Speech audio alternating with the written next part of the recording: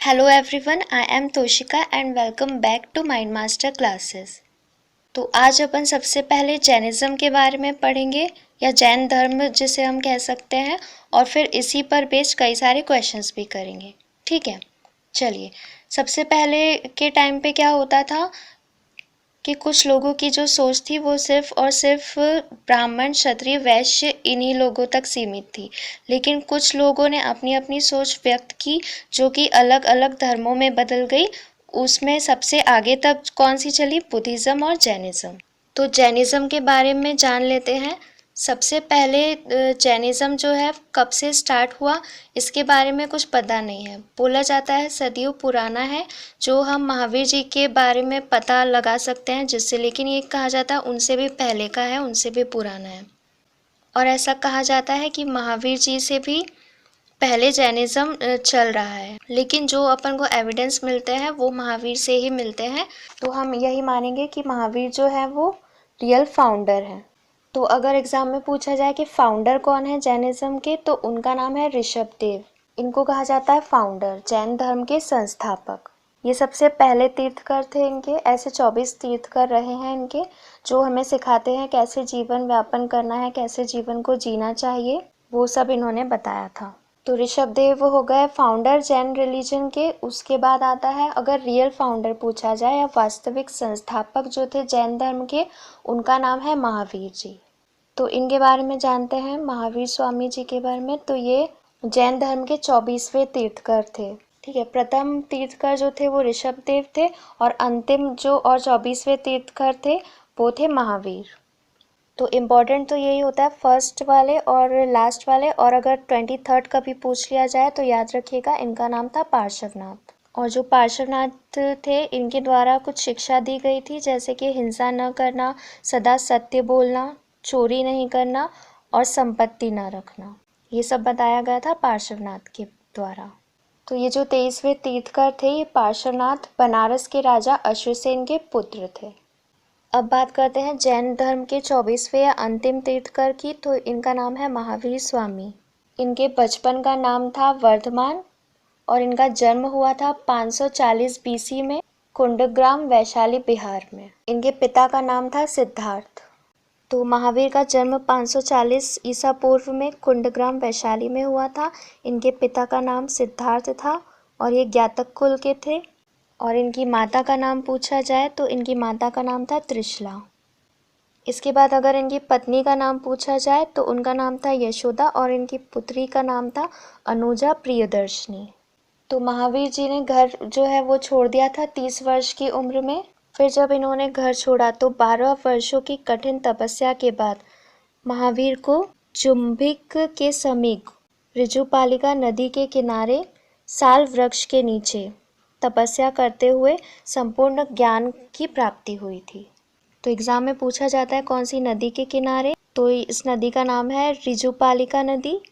और कौन से वृक्ष के नीचे इनको ज्ञान प्राप्त हुआ था, तो उसका नाम है साल वृक्ष के नीचे। और इन्होंने 12 साल की कठिन तपस्या की थी, उसके बाद इनको ज्ञान की प्राप्ति हुई थी। इसी समय पे महावीर जो है वो क्या कहलाए थे? जिन, जिसका अर्थ होता है विजेता, अरहत जिसका अर्थ होता है पूज्य, और निर्ग्रंथ कहलाए थे। निर्ग्रंथ का अर्थ होता है बंधनहीन, जिस पे कोई बंधन ना हो। तो जब उन्होंने सर्वोच्च ज्ञान प्राप्त कर लिया था तब उन्हें जैन कहा जाता था। तो जैन का मीनिंग क्या होता है? जिसको सर्व ज्ञान हो, जिसको, वो कहलाता है जैन। अब महावीर जो है वो उपदेश जो उन्होंने दिया था अपना, वो कौन सी भाषा में दिया था पूछा जाए तो वो भाषा है प्राकृत भाषा। और महावीर ने अब पावापुरी में अपना पहला उपदेश दिया था। कौन सी भाषा में दिया था? तो प्राकृत भाषा में दिया था। फिर आता है इनकी डेथ या मृत्यु कब हुई थी। तो 72 वर्ष की आयु में महावीर ने 468 ईसा पूर्व में पटना के पास पावा में मृत्यु को प्राप्त हुए थे ये। इसके बाद अगर पूछा जाए महावीर के अनुयायी कौन थे, उनको क्या कहा जाता था, तो उनको कहा जाता था निर्ग्रंथ। और जो महावीर के पहले अनुयायी थे उनके दामाद ही थे, जिनका नाम था जामिल।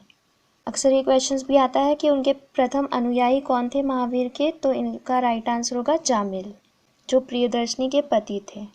और महावीर जो थे उनकी 5 प्रतिज्ञाएं थी, जो कौन कौन सी है? अहिंसा, मतलब हिंसा नहीं करना, सत्य, सत्य बोलना हमेशा, थर्ड नंबर पे है अस्तेय, फोर्थ है अपरिग्रह और फिफ्थ है ब्रह्मचर्य। ये इनकी 5 प्रतिज्ञाएं थी। और अगर पूछा जाए जैन धर्म के त्रिरत्न कौन कौन से थे, तो ये थे सम्यक दर्शन, सम्यक ज्ञान और सम्यक आचरण। इसके बाद अगर बात करें जैन संप्रदायों की, तो उनको 2 भागों में विभाजित किया गया था। पहला है श्वेतांबर और दूसरा है दिगंबर। तो जब 300 ईसा पूर्व में मगध में 12 वर्षों का जो अकाल पड़ा था, जिसके कारण भद्रबाहु अपने शिष्यों सहित कर्नाटक चले गए थे, किंतु कुछ अनुयायी जो थे उनके, वो स्थूलभद्र के साथ मगध में ही रुक गए थे। और फिर भद्रबाहु के वापस लौटने पर मगध के साधुओं से उनका गहरा मतभेद हो गया, जिसके कारण क्या हुआ, जैन मत श्वेतांबर और दिगंबर नामक 2 संप्रदायों में बंट गया। तो स्थूलभद्र के शिष्य कहलाए श्वेतांबर और भद्रबाहु के शिष्य कहलाए दिगंबर। नेक्स्ट देखते हैं।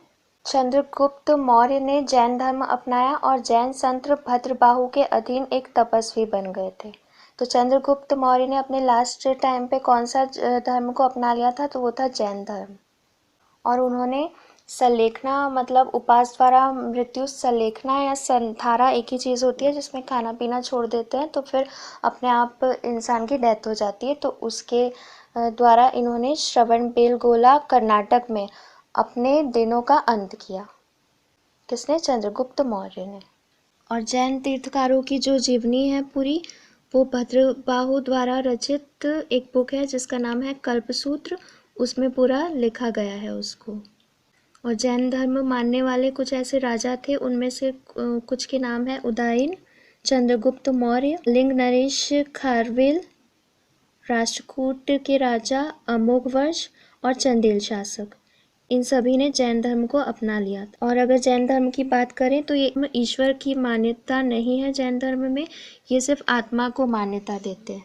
और महावीर पुनर्जन्म और कर्मवाद में विश्वास करते थे। और जैन धर्म के जो भी आध्यात्मिक विचार हैं उनको सांख्य दर्शन में ग्रहण किया गया है। तो यहाँ पर हमारा कंप्लीट होता है पूरा जैनिज्म। इसके बाद हम पढ़ेंगे बुद्धिज्म के बारे में नेक्स्ट वीडियो में। So keep watching the videos and stay connected with us. Thank you so much and please like, share and subscribe the channel.